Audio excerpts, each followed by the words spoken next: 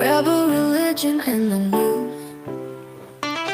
Good morning, everybody. Welcome to Rebel Religion in the News. Did you tear up watching the moments when the hostages saw their family for the first time in 2 years after being held in captivity and by Hamas?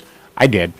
In fact, it got for me so emotional, I didn't want to watch it. I just saw the pure joy that people felt and the love. And I might tear up now. I'm getting verklempt right now just thinking about it because it was so emotional and it was so beautiful and it was true joy. And we don't get joy in this world that often. And we witnessed it. And it was amazing. I didn't love watching it. In fact, it hurt sometimes because it was so joy. Could something be so joyful that you're like, I can't bear this much joy? That's almost how it felt for me. But maybe I'm a weirdo, which I am, but maybe I'm weird when it comes to this. Good morning, everybody. Welcome to Rebel Religion in the News. I'm Jerry O'Lennon, along with Pastor Alfredo Romero of Rock of Life Fellowship and Bishop Peter Hansen of St. Augustine Canterbury Anglican Church in downtown Chico. The hostages freed yesterday. We're going to talk about that in the first segment. Maybe we'll talk about it longer, but I don't know what you felt when you saw that. Did you watch any of that yourselves when the hostages came out and greeted their family members? Well, the emotion was like an explosion. You know, they screamed, they shrieked, they ran, they hugged, they jumped, they piled on, and it was a little, maybe it's embarrassing, or you think, this is a private moment. This Right. is theirs, and we're watching it kind of like as spectators, and maybe that's maybe the embarrassment or something that you felt about. Maybe I shouldn't be here watching this, but I think we see enough reality TV of suffering and trouble and things blowing up and hatred and protests to see this kind of relief after 2 whole years of an abomination. It was so wonderful. Yeah, it was the idea of seeing the father hugging his son who came out of captivity, I saw that. and just the tears of joy he had. It was just incredibly emotional, and I thought it was just beautiful. I'm hoping. I mean, we're Christians. These are people who don't believe that Jesus was the Son of God, but we still kind of have a brotherhood with them. Do we or do we not? Well, yes, definitely. There's a lot of controversy over just how much obligation we have to support the state of Israel or be for them for no matter what. Right. Should we acknowledge and bless anything they do, no matter whether it's proper or not? I mean, one of the points I think that was made yesterday that I heard, and part of the success of the Israel-Hamas resolution that Trump has had, and you can attribute it to him, was when the Israelis set off that bomb in Qatar and killed a couple of Qataris by accident, unintended. They were peripheral damage. He went right to Netanyahu and he said, "You apologize to them for that." And he could have just been kissing their ring and said, everything you do is good and wonderful, and that would have been nice politics, but it wouldn't have been right. And what he did by that was he showed the Arab side integrity, good and evil, right and wrong.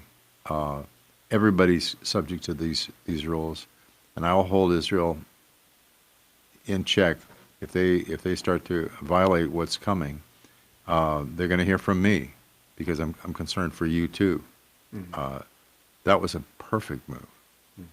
Yeah, Somebody that was might have good. talked him out of that, but he didn't get talked out of it.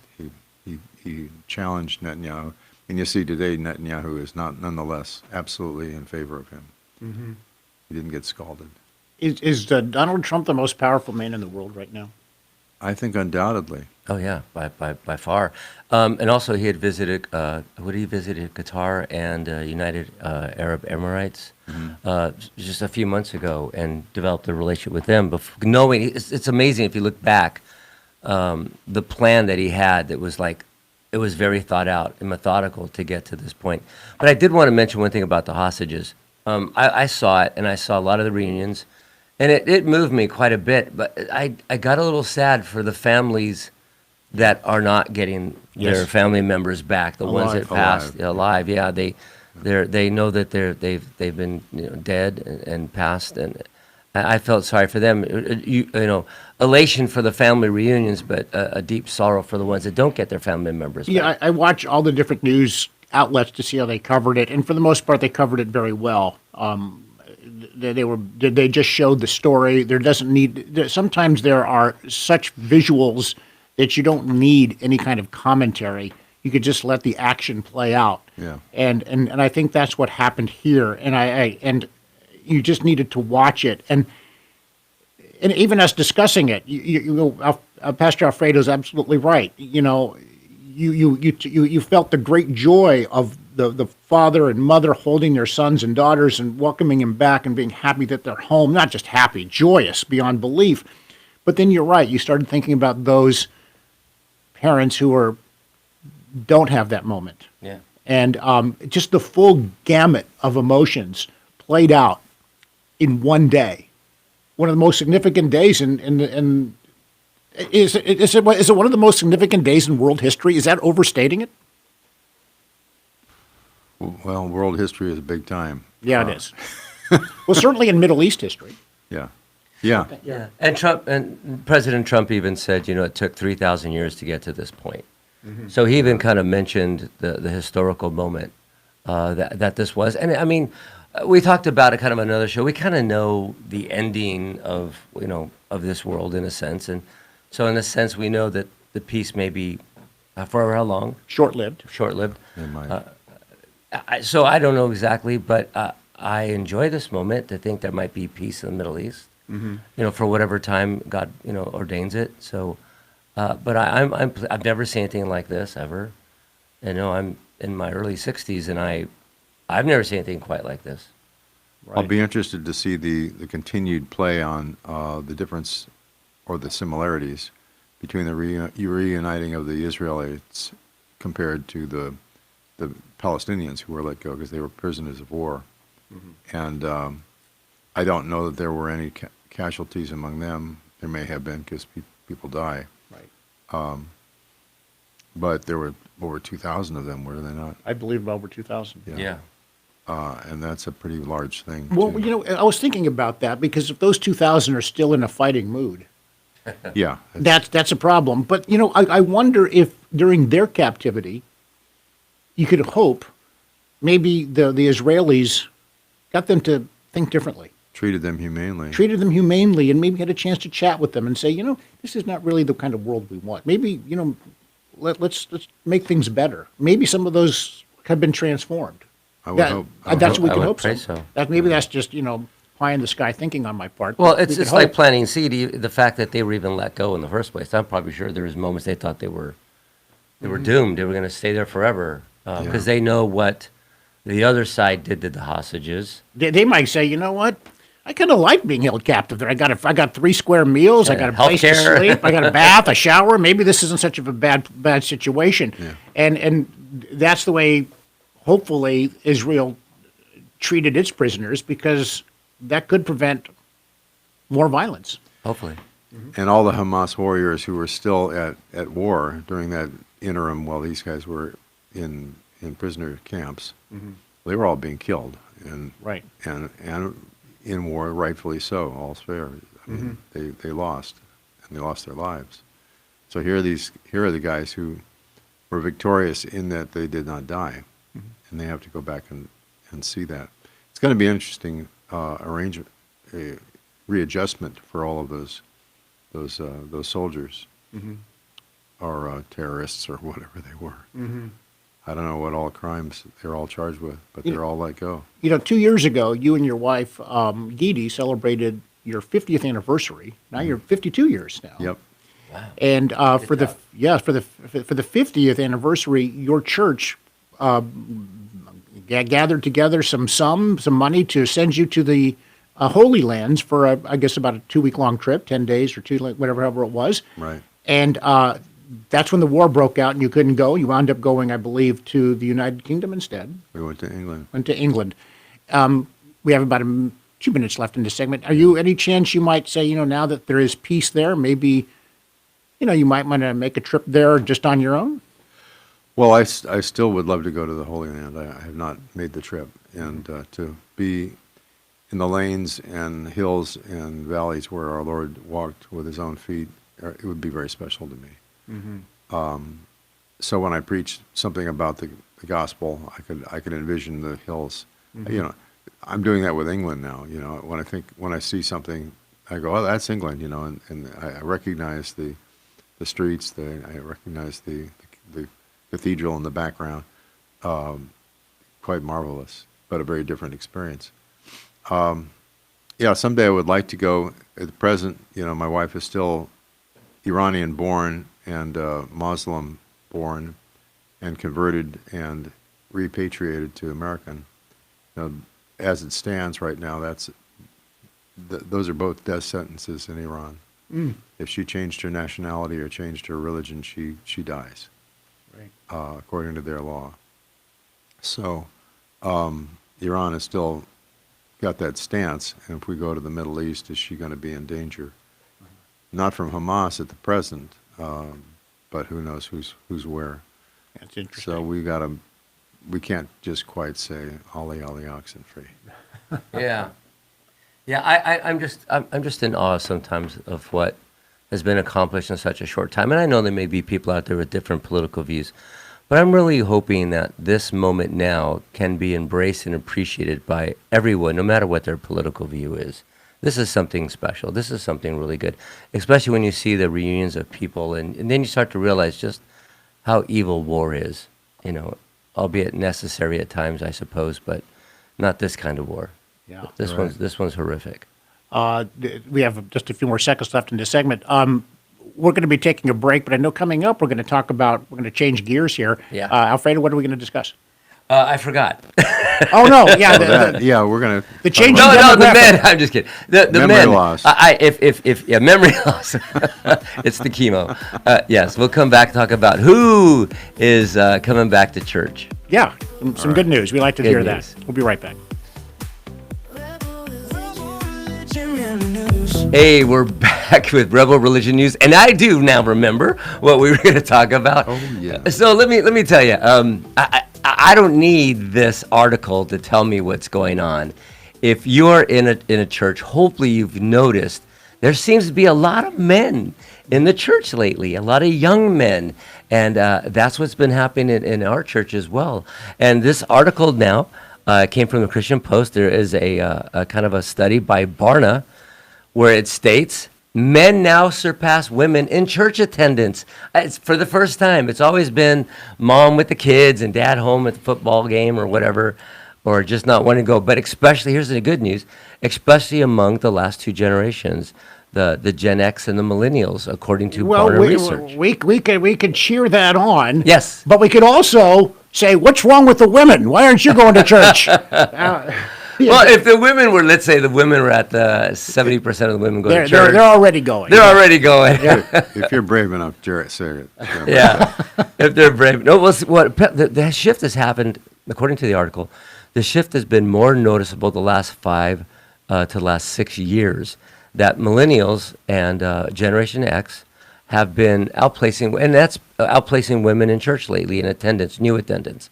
Mm-hmm. And if you're wondering what millennials and Gen X is, millennials are kind of in their 30s right now, getting to the late 30s. Mm-hmm. Anybody that was born right around the millennium, the year 2000. Yeah. And then Gen X is kind of that group that came up behind them. They might be anywhere from 18 to 30 or so, that next generation after them. Now, I've noticed that. I don't know if you guys have, but I'm telling you, we actually started thank the Lord, we started about 2 months ago, a young adults group with people in that college age around there. Mm-hmm. And it's starting to grow now. We have a young man named Daniel Vigil, that has been doing this. He goes to Chico State. And so a lot of young men in our church lately. So I'm just happy. Now, the question is, if I'm stump you guys here, why do you think that's happening? Why are young men in that 17, 18 to 40 range deciding, I think I'll go to church? I'll leave it up to the bishop. I have a thought on that, but Bishop, go ahead. Why do you think so? Well, I'd look before that and say, why was it predominantly women before that? Yeah, there you go. And what has changed about that? The supposition that religion is a woman's area has been a sort of a cultural overlay or a predisposition, which isn't, by the way, true in the Middle East. It has been predominantly men in Iran churches. Yeah, not overwhelmingly, it's still a lot of women, but more men have gone there. So it's a culture deal, and American men particularly see themselves as individualists. They stand alone. You know, they're High Noon. They're Gary Cooper. You know. Yeah, yeah. They're and religion is an okay thing, but it's soft. It's nurturing. It's female, and so that's been a kind of an image that has been thrust upon us, and we haven't seen men as brave. We've even kind of cast a die for the way Christian men should be, and they should be nice, and they should not hurt people, and they should not raise their voice, and they should be gentlemen, and they should sit still and don't get into fights, you know, and don't Sing songs and eat donuts. don't chase the girls, you know. I mean, you ever read the book Wild at Heart? I was just gonna say that. It's my favorite book. I was just gonna say that. I've read know. it a couple of times. Yeah, it's fantastic. John Eldridge has said, you know, men are by nature danger-seeking. They fight off evil, and they seek to save the maiden, the young lady, and make a home for her. Well, these things can be discouraged as cultural bads. You know, don't fight, don't do anything dangerous, and leave the girls alone. You know, until we let you, and that alienates men because we aren't able to do what we naturally do in the good vein, when that's a good thing, not a bad thing.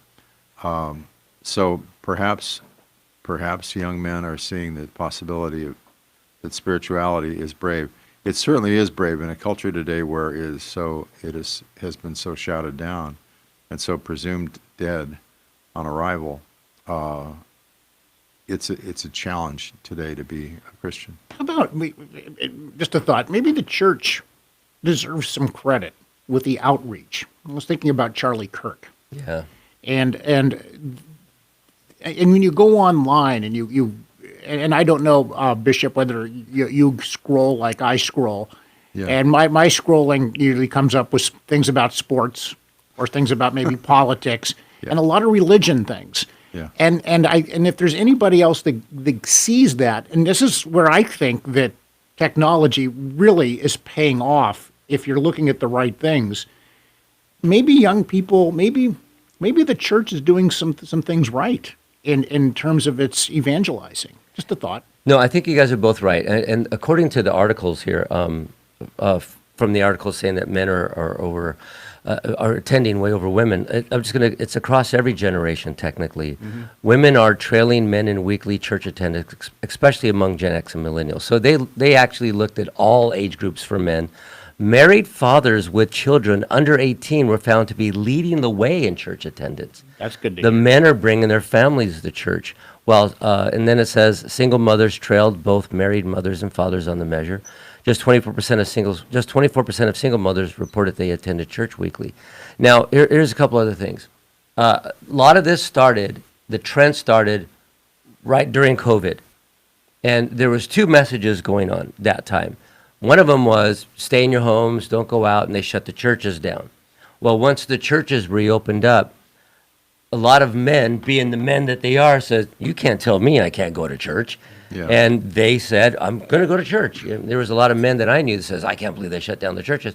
And that at that time, 5 years ago, when their kid is 12, 13, 14 maybe, and now it's 4 or 5 years later, the young men are going, yeah, my dad said it was bad that we went to church. And So that, in other words, the church That we didn't go to church. the church gets attacked. For instance, with what you said during Right. COVID, with Charlie Kirk, Yes. the church gets attacked. Bishop, it seems like the church is saying, okay, I hate to use the word fight, but we're going to fight back. Is that what's happening?